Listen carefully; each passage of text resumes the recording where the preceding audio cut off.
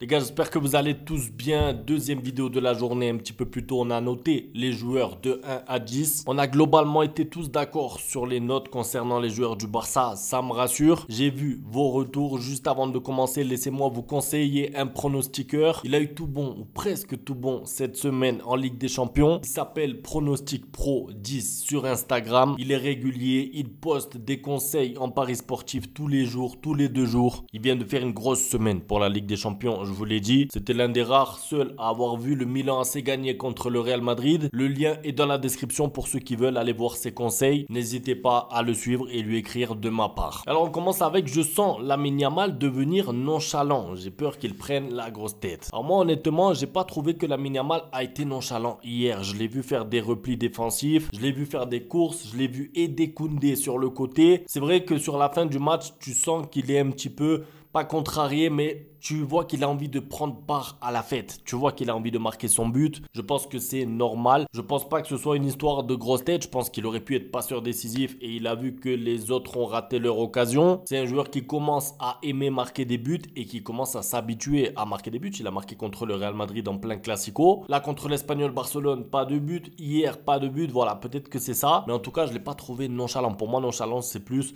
De Jong. La première mi-temps, c'est pas pour revenir sur lui, mais tu le vois quand un joueur est nonchalant et fait comme s'il n'avait pas envie. Là, pour moi, c'était pas le cas pour Lamine Yamal. C'est pas pour le défendre. J'essaye d'être objectif envers lui. Inigo a été bon, mais mérite-t-il le MVP? Ben, tu sais quoi, je suis surpris moi aussi qu'il ait été MVP. Pourquoi? Parce que moi, j'ai regardé le match jusqu'au bout.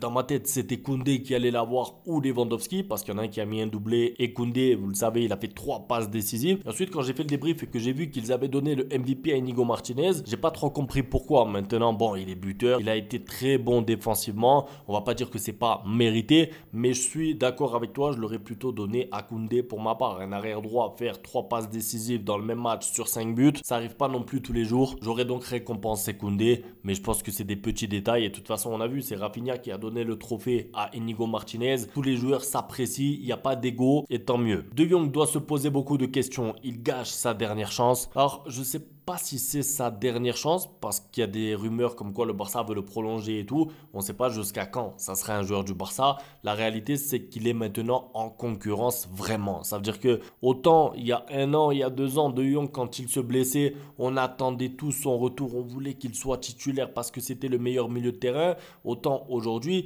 il a perdu un peu de marge, je trouve, par rapport aux autres. Attention, moi j'aime beaucoup De Jong. Ce que j'essaye de vous dire, c'est qu'en fait, entre Pedri, entre Casado, entre Fermin Lopez, entre Dani Olmo, il y a du monde au milieu de terrain maintenant. Du coup, si De Jong n'est pas bon, on peut même penser à le mettre sur le banc. Chose qui n'était même pas pensable il y a encore 1 an ou 2, où clairement De Jong était la référence au milieu. Et encore, Gavi n'est pas encore à 100%. Est-ce qu'avec les performances de Casado en 6 et de Koundé en défenseur droit, les priorités du mercato vont changer? Alors j'ai bien aimé cette question, elle est pertinente parce que quand on voit le mercato raté du Barça, on était tous d'accord pour dire attention, le Barça sans numéro 6, on n'a toujours pas la relève de Busquets, Kessié, vous le savez, qui est parti, Bernal qui se blesse en début de saison et finalement Antiflick arrive, nous met un double pivot, Pedri, Casado, ça marche bien et en plus de ça, on sait que le Barça va récupérer du coup Bernal pour la saison prochaine et quand on voit le niveau actuel de Koundé, il n'y a plus besoin d'arrière droit pour être titulaire. Par contre, pour la doublure, on sait que bon, il y a Hector Ford qui peut dépanner. Est-ce que le Barça peut aller chercher une meilleure doublure?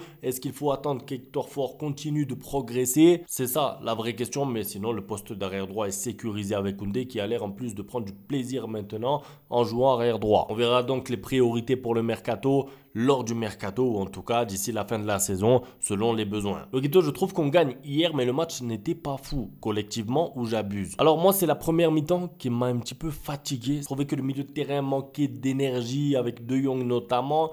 Le côté gauche avec Martin, vous le savez. Mais globalement, on va pas exagérer non plus, les gars. Le match est réussi. Tu gagnes quand même 5-2 à l'extérieur en Ligue des Champions.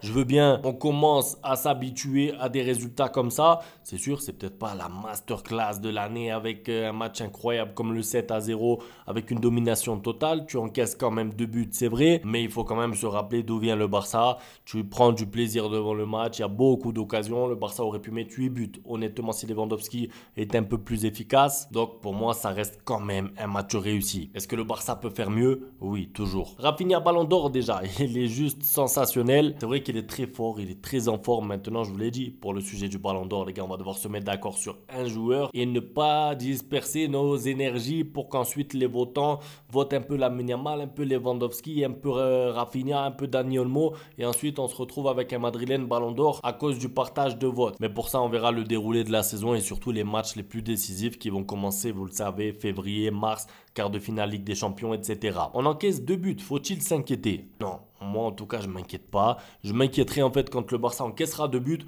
et n'aura plus d'occasion. Ça veut dire que quand le Barça encaissera 2 buts mais pourra marquer qu'un but ou 2 et que du coup le match est difficile contre des petits, contre des faibles et du coup tu perds des points, on pourra s'inquiéter. Mais là en fait si tu prends 2 buts mais que tu en mets 5, bon ben tu as beaucoup de marge. Surtout comme je vous ai dit, le Barça aurait pu en mettre 6, 7 ou 8. Donc encaisse 2 buts, d'accord, parce que tu as un pressing très haut et parce que tu as un football à risque. Ça veut dire que tu prends des risques, ta ligne défensive est très haute. C'est normal de concéder des occasions, des buts hors jeu, voire même des buts et en plus bon Peña a du mal à faire des parades. Est-ce que Cubarsí va bien? Oui, il va bien. Maintenant, il est pour l'instant incertain pour le match de ce week-end. On va voir l'avancée dans la journée ou demain. Apparemment, le joueur veut jouer, mais le Barça ne veut pas prendre de risques. On verra. Penses-tu pas qu'il est l'heure de faire tourner l'équipe au cas où? Non, moi je pense que non. Ça veut dire que le match précédent, Koundé a été mis au repos. Ce match-là, ça a été Baldé. Les attaquants sont sortis. Lewandowski et Rafinha se sont reposés. Pedri est sorti.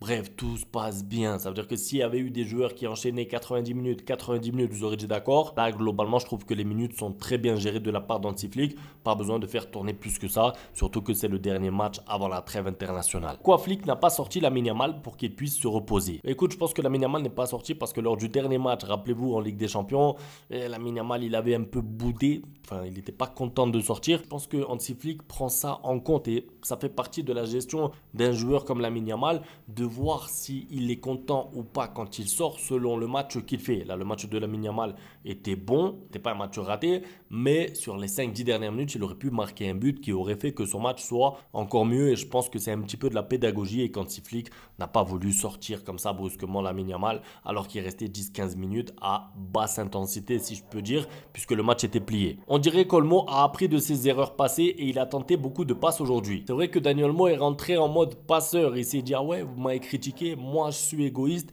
et ben je vais vous régaler à tous. Malheureusement, il n'a pas pu être passeur décisif. Je l'ai trouvé bon quand même dans sa rentrée. Il a eu quelques petites balles perdues, mais rien à signaler. De toute façon, j'étais persuadé que ce n'était pas un joueur égoïste. Il était juste proche d'un triplé contre l'Espagnol Barcelone. Il faut se mettre à sa place. C'était un contexte particulier. Et je termine avec, on est d'accord qu'on est la meilleure équipe du monde là? Oui, moi je suis d'accord. Il y a Liverpool qui est en forme, il y a le Barça. C'est clairement les deux meilleures équipes depuis le début de la saison. Maintenant, le but, c'est pas d'être en forme maintenant, là, le 7 novembre, c'est d'être en forme en février, mars, avril, pour pouvoir lutter. Pourquoi? Pour le plus important, des trophées. C'est tout pour la vidéo. J'espère qu'elle vous a plu. N'hésitez pas, dans la description, le pronostiqueur Pro 10. Il va vous conseiller. À demain pour la suite. Ciao. Bang, bang, bang, bang, goodbye. Ustedes pueden aceptar mi negocio o aceptar las consecuencias. Plata o plomo.